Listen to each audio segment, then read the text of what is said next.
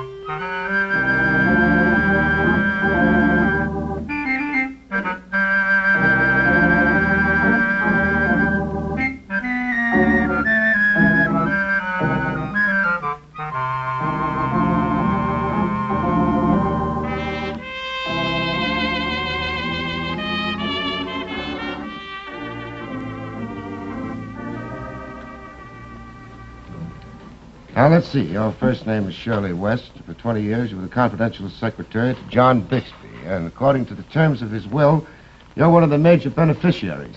Now, what can I do for you, Miss West? Major beneficiary, major suspect. Suspect for what? The murder of John Bixby. Oh, no, wait a minute. According to the papers here, John Bixby was killed during the commission of a robbery in his home. Well, that's for public consumption, Mr. Kane. Privately, the police believe that Mr. Bixby was cold-bloodedly and intentionally murdered. And on what do they base that theory? Oh, I don't know, sir. I do know that I've been very closely questioned, as have been the others mentioned in the will. I see. Now, about John Bixby, what business was he in? Well, Mr. Bixby was an inventor and a very successful one. Mm-hmm. Any family? Only a nephew, Carl Bixby. Mm-hmm. No other relatives? None whatever. Mr. Bixby was a very lonely man. Now, as regards the robbery, was there anything of value taken? Well, nothing was taken, Mr. Kane. As a matter of fact, aside from the furnishings, there's nothing in the house of actual value. Well, what about the safe? Well, Mr. Bixby kept anything of real intrinsic worth in his vaults downtown. The safe contained nothing but his will and his diary. Did you know the combination to the safe? Yes, I did, Mr. Kane. Do you know the contents of the will? Yes, I do, Mr. Kane. Well, can you tell me who else is mentioned in the will? Well, This is Shirley West. She gets half of the estate. And then there's Steve Jensen, a massager. Masseur. Yeah. Yeah, what is this, a French lesson? One who administers massage is a masseur. Oh, I see. Well, anyway, Steve Jensen, a rub-down artist, supposed to have known him for 15 years, gets 1/4 of the estate. And then there's this Rhonda Noble. A most attractive young lady. Yeah, she's a nightclub singer with what you call operatic ambition. Mr. Bixby's protege. Yeah, protege. Well, mark her down for 1/4 of the estate. Yes, sir. And then there's a $10,000 bequest to his nephew, Carl Bixby, customer's man with Henry Hackett's firm. Oh, got that, sir? And then, Sergeant, down here, way down on the bottom, below his signature, and below the signatures of the attesting witnesses in what looks like his own handwriting, it states, I make the following additional bequest of $25,000 to my friend Henry Hackett. Henry Hackett, broker. That's the list of suspects, the only people in the world who could benefit by the death of John Bixby.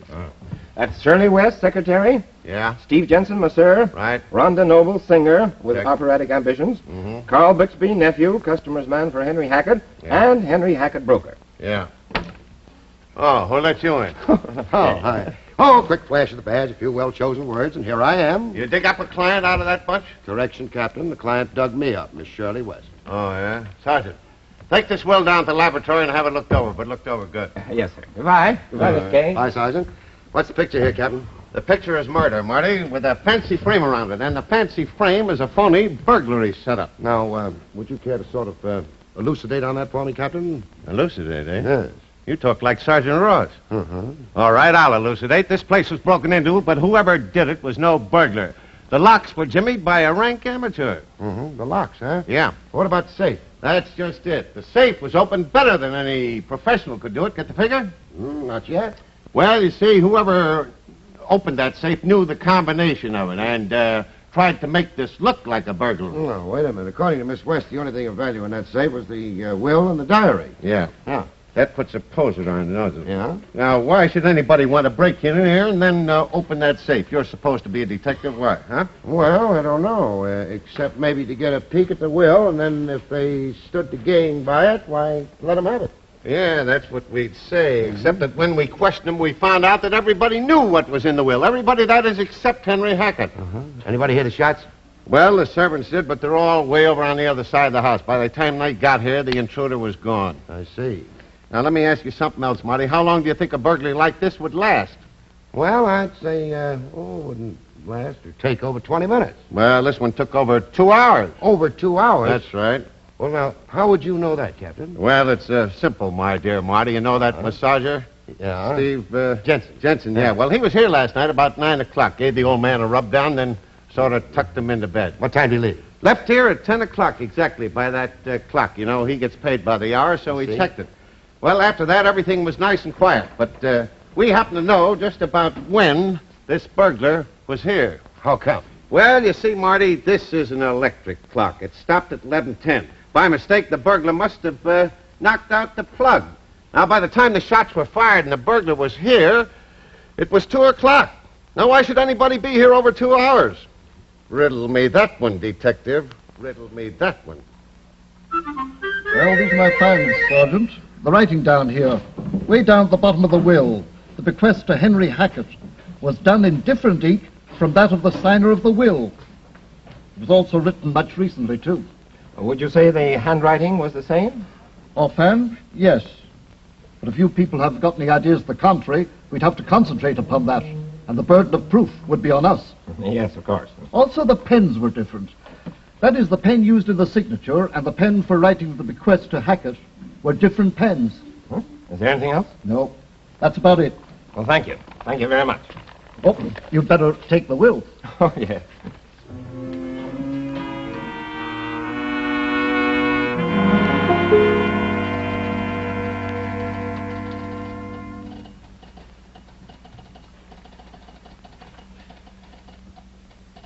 Shall I send him in now, Mr. Hackett?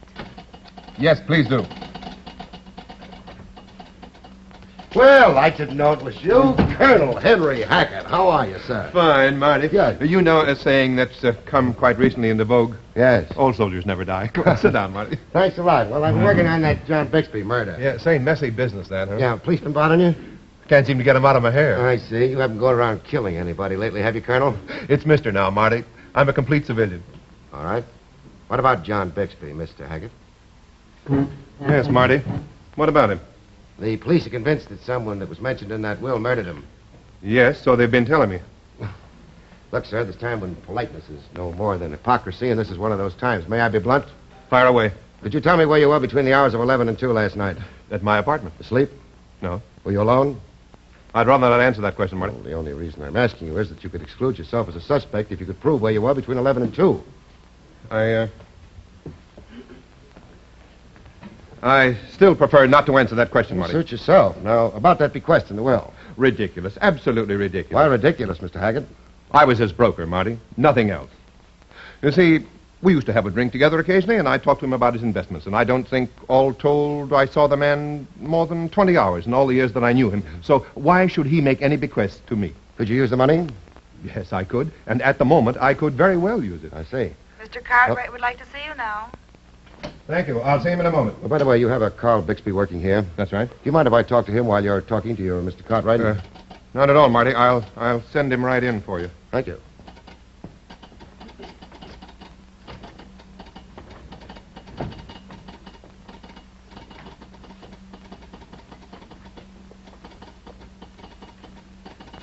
Oh, Carl Bixby? Yes. I'm Martin Kane. Yeah, I know. Mr. Hackett just told me. Don't be so nervous. Sit down. First of all, tell me, did you know the combination to John Bixby's safe? No, I didn't. Well, it seems that I'm the only one outside of Mr. Hackett that didn't know it. My uncle trusted the people he was leaving his money to. I don't get it. Didn't the police tell you? Everybody mentioned in that will knew the combination of that safe, except me and Mr. Hackett. Didn't your uncle trust you? Seems he didn't. Now, let me ask you one of my pet questions. Where were you between the hours of 11 and 2 last night? I was home. I'm in bed. Well, listen, if what you say is true, young man, you're in the clear. Thanks, Mr. Kane. Well, what are you so jumpy about? Look, all the possible suspects are going to be checked on, aren't they? Oh, you can bet your boots they are. They're going to be checked and double-checked. Yeah. Mr. Kane, I want to take you into my confidence. Shoot. I went to law school for 3 years. I was about to take my bar exam when I ran into a little trouble. Yes? Mr. Kane, I'm an ex-convict. What? I served 2 years up at Sing Sing. Right now I'm out on parole. Nobody here at my job knows anything about it. You see. They find out about it, I'll be fired for sure. And then what? An ex-convict, a parolee looking for a job. No, wait a minute. The police aren't as tough as you think you are. They are. Why, you won't lose your job. I'll talk to the captain and the parole officer. Now, tell me, were you aware of that request that was made to you? Yes, sir. Did your uncle tell you? No. Then how did you know? Well, it was about 4 or 5 months ago. He was ill and convalescing. And bring me my diary from the safe, will you?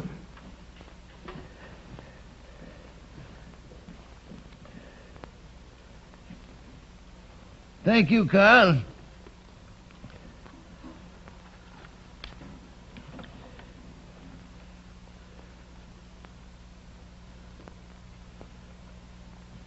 All right, put it back, will you, please?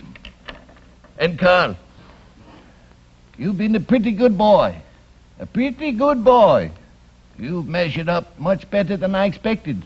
Oh, you've been a disappointment. A blot on the family. And I've never really forgiven you. But I may help you a little, Carl.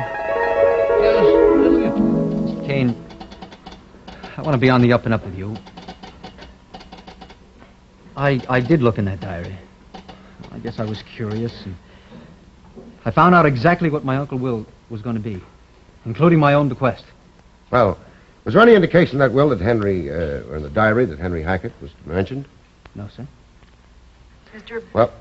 Mr. Bixby, Mr. Hackett wants you in the dressing room. I'm depending on you, Mr. Kane. I'll do the best I can.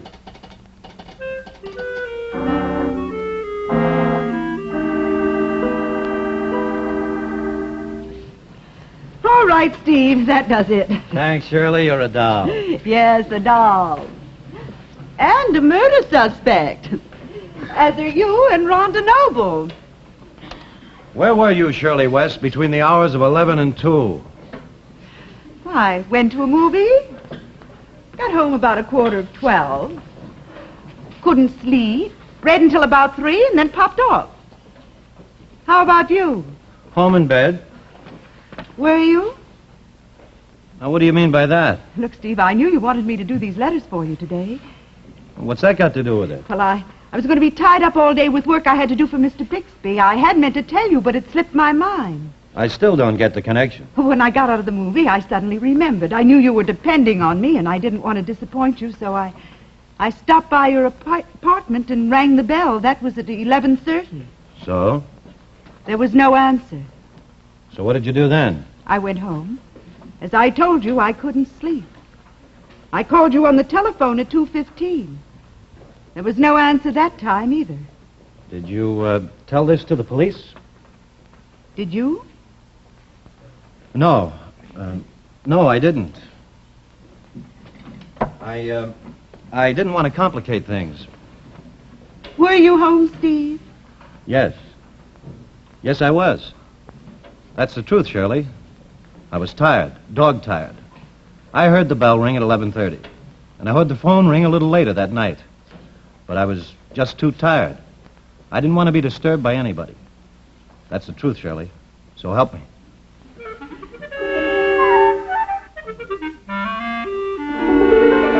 All right, come on, Hap. Will you get on the ball? Give me a pouch of old briar, please. Mr. Kane, if anybody else talked to me like that, I'm afraid I'd use my mild, sweet, good-natured temper. Oh. But here you are. Old Briar, the master mixture of rare flavor and aroma. Yes, I know all about it. Now, tell me what's the pitch, Captain. Well, according to Ross's report from the lab, the bequest on the bottom of the will was made sometime after the will was signed. A different pen and a different ink. Oh, what about the handwriting? Looks like Bixby. Seems to be the same handwriting that signed the will. Hey, what's the law book? Oh, I borrowed this from a little old librarian lady. I'm going to do a little heavy reading tonight. Reading? Yes. What about? Wills. I find them very interesting. Yeah? Well, got to be going. Where to now, Marty? Rhonda Noble. You going to do that heavy reading at a bar or some nightclub? Well, I'm going to try. See you later. I'll see you later. Okay. I'm going down ahead, boys. If there's a cloud above, if it should rain when let in. Sorry to interrupt you, Mr. Kane, but she'll be through with a number in a few seconds. Well, just what are her exact hours? Well, I'll tell you now. She does a full routine upstairs. She comes down here for one number. She's through at 10:30. She goes out and comes back for the late show at 2:30. I see. And the same boyfriend picks her up every night at 10:30. Oh, yes. Same boyfriends every night at 2:30. Hey, not bad, eh? Oh, I'd say she's excellent. Thank you. Oh. I was told you wanted to talk with me. This is Martin Kane. Oh? Well, if it's on that John Bixby business, I'm going to tell you the same thing I told the police. I'm not answering any questions for anybody, period. But why, Miss Noble? Because I don't have to, that's why. If anybody thinks I'm mixed up in it, let them try and prove it. Everybody's got a private life. Mine stays private. What you'd call a hostile witness. Yeah. Call it what you wish. Is there, anything else, Mr. Kane? There's nothing else, Miss Noble.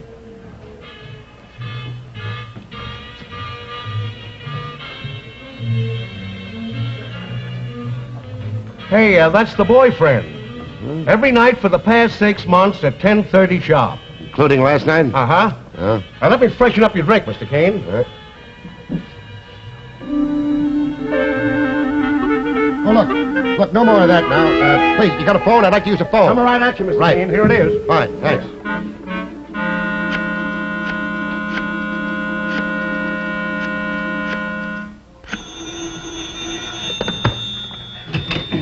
Hello. Oh, Marty, they told me to tell you as soon as you called. Yeah, the captain's having a big shindig with the whole bunch down at John Bixby's house. Yeah, a conference. A regular showdown. Okay. Yes, can I help you? Yeah, let me have a portrait model. Thank you.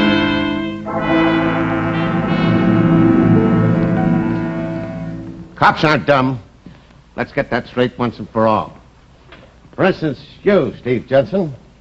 We happen to know that there was no answer to your doorbell at 11:30, and at 2:15 your phone didn't answer. And we know about you. You've been seeing this girl for the past 6 months. May I make a statement, Captain? It'll be a pleasure to hear from you, Mr. Hackett, and it's about time. Well, I met Miss Noble through Mr. John Bixby. Oh, yeah? Yes. We fell in love, and we intend to be married shortly. We didn't give this information to Mr. John Bixby because we thought he might not approve of her plans for being married. But from a practical viewpoint, Captain, it also might have jeopardized her legacy.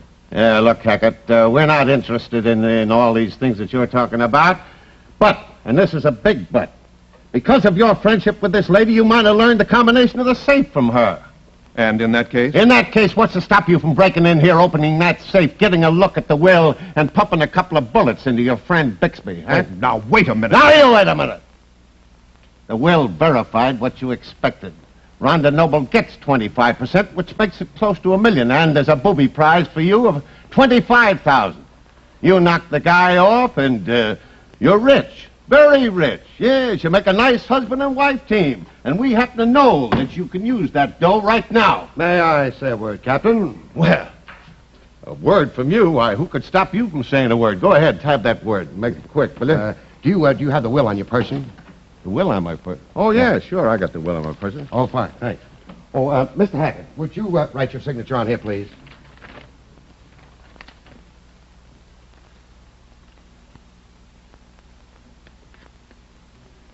Thank you. Why, the handwriting isn't even similar.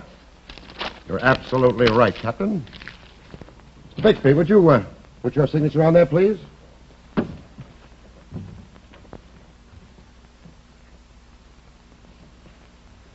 Thank you. Oh, this handwriting isn't similar either. What kind of crazy magician stuff are you trying to pull, Look at that carefully, Captain. Look at those pen strokes. Look at the color of the ink. Say, wait a minute. You got something there. What? You mean this guy forged the bequest to Henry Hackett? That's exactly what he did for over 2 hours here last night. You see, Carl is a professional forger. The parole board told me about that. They took Carl out of circulation for a couple of years because of his special talent in that direction. Sit down.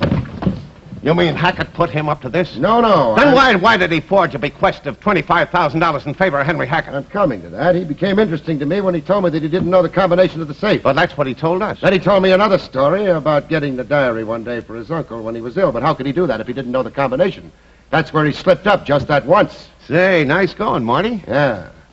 Now, I also found out that he was a lawyer for the past... he studied law for 3 years. Well, what's that got to do with it? It's got everything to do with it. That's why that bequest was written at the bottom of the will to Henry Hackett. But why Henry Hackett? Just a red herring. I still don't get it, Marty. You will in a minute. Let me find it here. Here. It says, a will to be valid must be subscribed by the testator at the physical end. Otherwise, probate will be denied. Oh, yeah? If, after the signature, there is more writing of a depository nature, then the will is not signed at the end and is void in its entirety. My authority, Henry Robinson's Will 103, New York Supplement, second, page 967, decided April the 20th, 1951.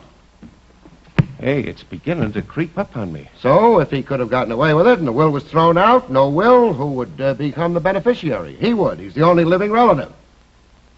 Well, that's very good work, Marty. Nice going. That's the point, huh? Yeah. So, man commits a murder. He gets rid of the gun, the knife, the ice pick, because he knows it's going to be used against him. Yeah. But a little old fountain pen here, all he does is put it back in his pocket and forget about it. It puts me in mind of the old axiom, Captain. And what is that, Marty? Well, even in these times, the pen is mightier than the sword. Good old Martin Kane, eh? Yeah, he's getting to be a regular Philadelphia lawyer, isn't he, huh? He certainly did a wonderful job, hugging that law book as if it were a football, and he was heading for a touchdown. Yeah. Oh, look, he's still hugging it. Say, listen, a little old librarian lady will be along here. And she wants this. I'm not in the mood for But little Mr. old librarian ladies. Mr. Kane, Would you give her to her for me, please, But Sergeant? Mr. Kane, Look, please, as a special favor. Well, of course, if you wish. Thanks. Martin, she Right. called and she... No. But listen, she said that she Look, was... I'm sorry. I've got time. I was told to pick up a law book. A law book, right here. Yes, miss, I have it right here. Yes, but the book read out is the one. Listen, I'm trying to tell you. The old lady called and said she was sending her daughter down, or maybe next time you listen. Yes. Yes, Happy. The next time I will definitely listen. Good night, Happy. Good night, Martin. Good night, folks. See you next week.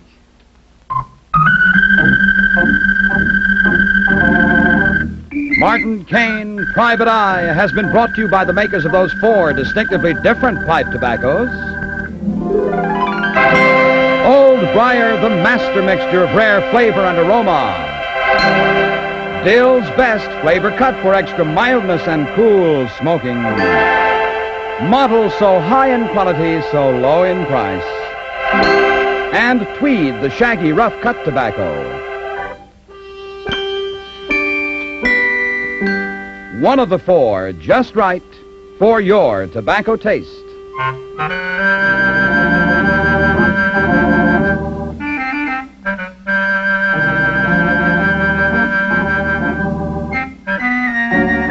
William Gargan also appears weekly in the other exciting series of Martin Kane, Private Eye, on radio over another network. Check your local newspaper for time and station.